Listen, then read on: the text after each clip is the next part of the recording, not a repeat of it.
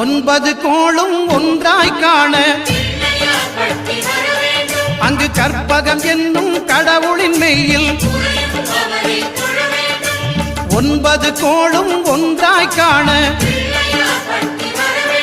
அங்கு கற்பகம் என்னும் கடவுளின் மெய்யில்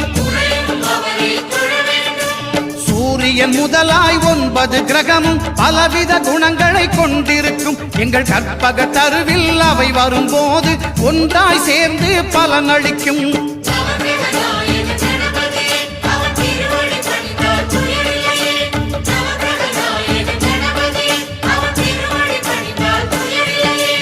ஒன்பது கோளும் ஒன்றாய் காண அங்கு கற்பகம் என்னும் கடவுளின் மெய்யில்